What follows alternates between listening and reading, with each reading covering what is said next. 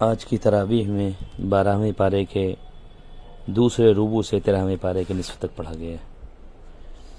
شروع میں ایک آیت ہے، یا قوم استغفروا ربکم، اے لوگو اپنے رب سے استغفار کرو، اللہ تعالیٰ تم پر موسلا دھار بارش برسائے گا۔ استغفار کے بہت سارے فضائل ہیں، جو شخص استغفار کو لازم پکڑے گا اس کے لیے اللہ تعالیٰ ہر مشکل سے نکلنے کے راستے پیدا کر دیں گے اور اسے بے حساب رزق عطا فرمائیں گے، ایسی جہاں سے رزق دیں گے جہاں اس کے گمان نہیں ہوگا۔ پھر آگے اللہ تعالیٰ نے حضرت ہود علیہ السلام، حضرت صالح علیہ السلام کا تذکرہ کیا، پھر حضرت ابراہیم علیہ السلام کا تذکرہ کیا کہ ان کے پاس فرشتے آئے جبکہ وہ بڑھاپے کی عمر کو پہنچ چکے تھے، 80 سال سے زیادہ عمر تھی، بیوی کی عمر بھی تقریباً اسے قریب تھی اور اب تک کوئی اولاد نہ تھی۔ فرشتوں نے آ کے حضرت ابراہیم علیہ السلام کو خوشخبری دی۔ بیوی نے سنا تو کہنے لگی کہ ایک بوڑھی عورت ہے جو بانج بھی رہی ہے، یعنی جوانی میں اس کو اولاد نہیں ہوئی، اور شوہر بھی بوڑھے ہیں، بچہ کیسے ہوگا؟ فرشتوں نے کہا کہ کیا تم اللہ کے حکم سے تعجب کرتے ہو؟ اللہ تعالیٰ تو ظاہر ہے کہ اللہ تعالیٰ بغیر ماں باپ کے بھی اولاد دے سکتے، حضرت آدم علیہ السلام کو بنا دیا، اور بغیر والد کے حضرت عیسیٰ علیہ السلام کو بنا دیا۔ تو ماں باپ تھے، بوڑھے تھے، یعنی میاں بیوی تھے، بوڑھے تھے، تو اللہ تعالیٰ ان کو بھی اولاد دے سکتے ہیں۔ پھر آگے اللہ تعالیٰ نے حضرت لوط علیہ السلام کا تذکرہ کیا کہ ان کی قوم میں ایک تو اللہ کی نافرمانی تھی، دوسرے کہ وہ مردوں سے اپنی خواہش پوری کیا کرتے تھے۔ تو حضرت لوط علیہ السلام کے پاس فرشتے آئے انسانی شکل میں، خوبصورت قوم آ گئی ان سے بدکاری کرنے کے لیے۔ حضرت لوط علیہ السلام پریشان ہوئے کہ کاش میرے پاس کوئی مضبوط طاقت ہوتی کہ میں اپنے مہمانوں کو ڈیفینڈ کر دیتا، ان کی حفاظت کرتا۔ فرشتوں نے بتایا گھبرائیے نہیں، ہم تو اللہ کے فرشتے ہیں۔ پھر پوری بستی کو زمین کے نیچے سے اٹھا لیا گیا، لے جا کے اوپر، پھر واپس پلٹ دیا گیا اور پتھروں کی بارش کر دی گئی۔ آگے شعیب علیہ السلام کا قوم کا تذکرہ ہے کہ قوم کہنے لگی شعیب علیہ السلام، کیا آپ کی نماز آپ کو حکم دیتی ہے کہ ہم اپنے معبودوں کو چھوڑ دیں یا اپنے مالوں میں ہم جیسا چاہیں تصرف کریں؟ کیا ان سب سے روکنا ہے کہ آپ کا نماز کو حکم دیتے ہیں؟ شعیب علیہ السلام نے کہا بھائی میں تو وہی کہتا ہوں جو اللہ نے مجھے کہا ہے۔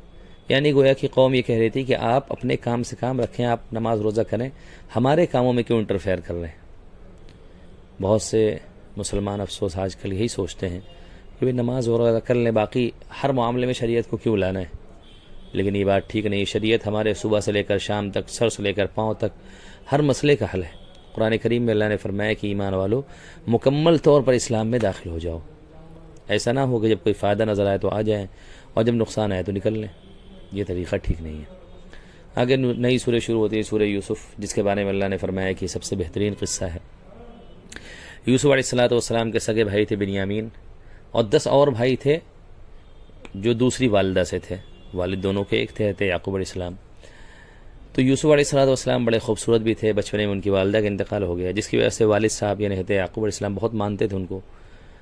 تو جو باقی بھائی تھے 10 سوتیلے کہہ لیجیے یا باپ شریک بھائی، وہ لوگ حسد کرنے لگے، جیلس ہو گئے، اور انہوں نے یہ پلان بنایا کہ یوسف علیہ السلام کو راستے سے ہٹا دیں تاکہ ہمارے ابا کی پوری توجہ ہم تک ہو جائے۔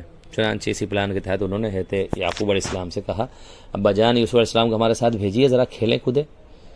یوسف علیہ السلام کے والد نے کہا کہ بھائی ایسا نہ ہو کہ تم جاؤ جنگل کھیلنے کودنے میں لگ جاؤ اور یوسف علیہ السلام کو بھیڑیا کھا جائے۔ وہ کہنے لگے ایسا کیسے ہو سکتا ہے، ہم تو مضبوط طاقتور لوگ ہیں۔ بہرحال ابا نے اجازت دے دی، لے گئے۔ پلان تھا کہ قتل کریں، لیکن بڑے بھائی نے کہا بھائی آپ تو صرف نظر سے اوجھل کرنا چاہتے ہیں والد کی، تو کہیں ان کو دور دراز مقام پہ ڈال دیں۔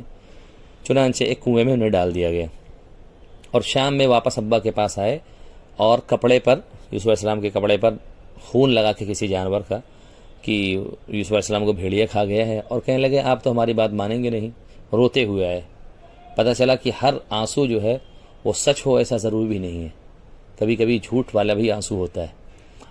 اور اگر کوئی آپ کے پاس ایک آنکھ پھوٹی لے کر آئے کہ فلاں نے پھوڑ دیا ہے، تو انتظار کر لوگ، ہو سکتا ہے دوسرے کی دونوں آنکھ پھوٹی ہوئی ہو۔ تو جب تک دونوں طرف کی بات نہ سن لیں تب تک کوئی فیصلہ نہ کیا کریں۔ ایسا بہت ہوتا ہے کسی نے ہم سے کچھ کہہ دیا اکیلے میں اور ہم نے اس کی بات سن لی، دوسرے سے پوچھنے کی ضرورت ہی نہیں محسوس کی کہ آیا بات صحیح بھی ہے کہ نہیں صحیح ہے، یا سامنے والے کو کوئی عذر ہے، کوئی پریشانی ہے۔ ایک آدمی سے کسی نے کہا کہ فلاں معتبر آدمی آپ کے بارے میں ایسا کہہ رہے تھے، کچھ آپ کی برائی کر رہے تھے۔ انہوں نے کہا غیبت کرنے والا کب سے معتبر ہو گیا؟ جو غیبت کر رہا ہے وہ گناہ کبیرہ کر رہا ہے، اور غیبت شراب اور سور کھانے سے بھی زیادہ برا گناہ ہے.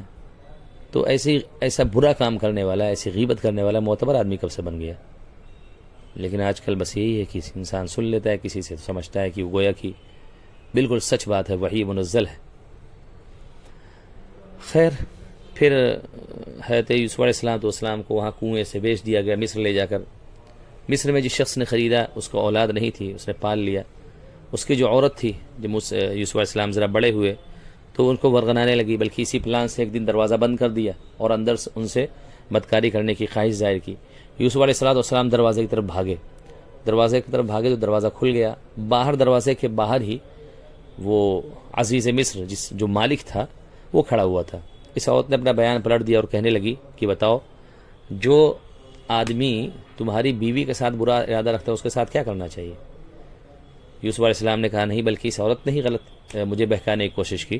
اور ایک چھوٹا بچہ جو ابھی دودھ پیتا بچہ تھا، بول نہیں سکتا تھا، اس نے گواہی دی کہ کپڑا چیک کیا جائے یوسف علیہ السلام کا. اگر پیچھے سے پھٹا ہوا ہے تب یوسف علیہ السلام سچے ہیں اور یہ عورت جھوٹی ہے، اور اگر آگے سے پھٹا ہوا ہے کپڑا تو یوسف علیہ السلام جھوٹے ہیں، وہ عورت سچی ہے. کپڑا چیک کیا گیا تو پیچھے سے پھٹا ہوا تھا، جس کا مطلب تھا کہ عورت ہی غلط ہے. بہرحال پھر یوسف علیہ السلام کی اس بات کا چرچا شہر میں ہو گیا کہ یوسف علیہ السلام کی جو مالکن ہے وہ اپنے غلام پر لٹو ہو گئی ہے. تو وہ جو عورت تھی اس نے شہر کی بڑی عورتوں کو بلایا، دعوت دی، اور ایک ہاتھ میں ان کو چاقو دے دیا اور پھل یا لیمو کچھ دے دیا، اور حضرت یوسف علیہ السلام سے کہا کہ آپ باہر نکل کے آؤ. یوسف علیہ السلام باہر نکلے تو جو ہے وہ ان لوگوں نے اپنی انگلیاں کاٹ لی اس چیز کو کاٹنے کے بجائے. کہنے لگے ارے یہ تو فرشتہ ہے، اتنا خوبصورت.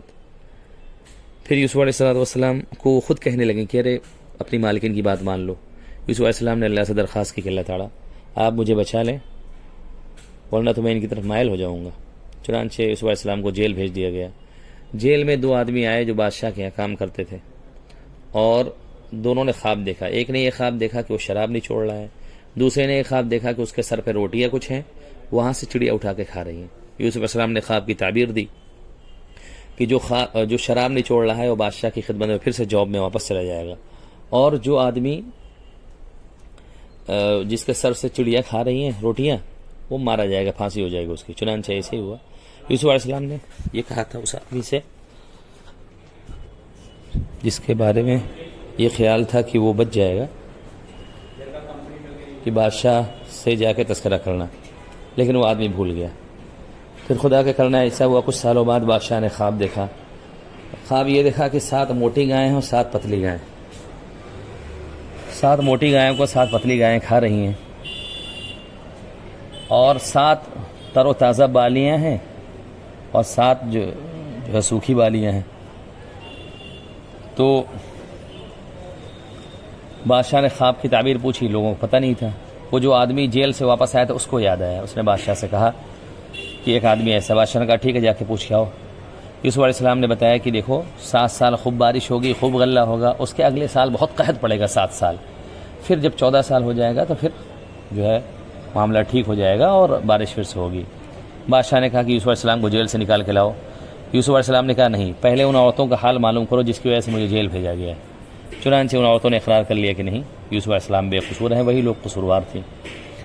اب یوسف علیہ السلام کو خزانے کا مالک بنا دیا گیا، وہاا بڑی پوسٹ ان کو دی گئی تاکہ آگے جو 7 سال پہلے خوشحالی کے آئیں گے وہ اس کو دیکھ ریکھ کر لیا جائے. چنانچہ یوسف علیہ السلام نے جو 7 سال پہلا تھا اس میں ضرورت بھر غلہ کھانے کے لیے لوگوں کو دیا، باقی جمع کر کے رکھ دیا.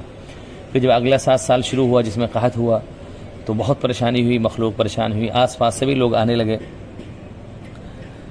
تو یوسف علیہ السلام کے جو بھائی ہیں ان لوگوں کو بھی پتہ چلا کہ مصر کے اندر ایک بادشاہ ہے بہت نیک اور وہ لوگوں کو غلہ دے رہے ہیں. چنانچہ وہ 10 بھائی آئے.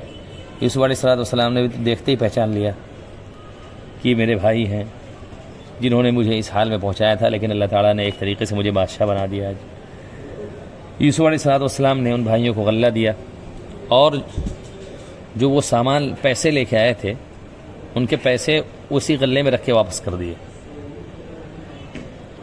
کیا دل تھا یوسف علیہ السلام کا کہ جن بھائیوں نے مارنے کی کوشش کی، پھینکوا دیا، ابا سے دور کر دیا، سالوں گزر گئے تھے، آج موقع تھا بدلہ لینے کا، لیکن نہیں، اللہ کے نیک بندے ایسے ہوتے ہیں، بدلہ نہیں لیتے بلکہ احسان کیا کہ ان کے جو پیسے تھے وہ اسی غلے میں رکھ کے واپس کر دیے، اور کہا کہ دیکھو اگلی بار جب آنا تو اپنے ایک اور بھائی جو ہے بنیامین، جو یوسف علیہ السلام کے سگے بھائی تھے، ان کو لے کے آنا۔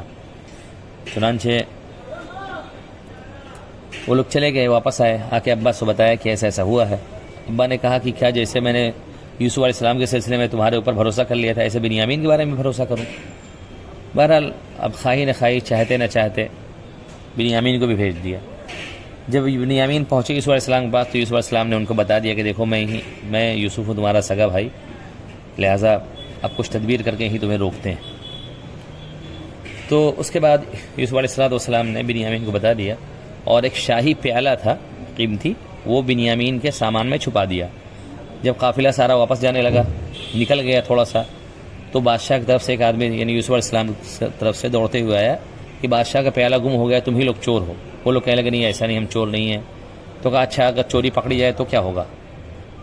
تو ان لوگوں نے کہا کہ جس کے پاس سامان پکڑا جائے اسی کو گرفتار کر لیا جائے گا، اسی کو روک لیا جائے گا۔ چنانچہ سامان نکل گیا بنیامین کے اس سے برتن سے، اس کے سامان سے۔ تو وہ لوگ کہنے لگے کہ ہاں بنیامین کے ایک بھائی تھا وہ بھی چور تھا، یعنی یوسف علیہ السلام۔ اب یوسف علیہ السلام سے ہی کہہ رہے ہیں کہ بنیامین کے ایک بھائی تھے وہ بھی چور تھے۔ بہرحال یوسف علیہ السلام نے ان کو کچھ کہا نہیں۔ اب بھائی لوگ جب واپس گئے، ابا کو بتایا تو ابا نے کہا تم لوگ پھر جھوٹ بول رہے ہو، اور پھر کہا اچھا جاؤ بادشاہ کے پاس پھر سے جاؤ اور اپنی رودات سناؤ، جاؤ یوسف کا تلاش کرو، بنیامین کو تلاش کرو۔ تو بھائی لوگ پھر واپس آئے بادشاہ کے پاس، یوسف علیہ السلام کے پاس۔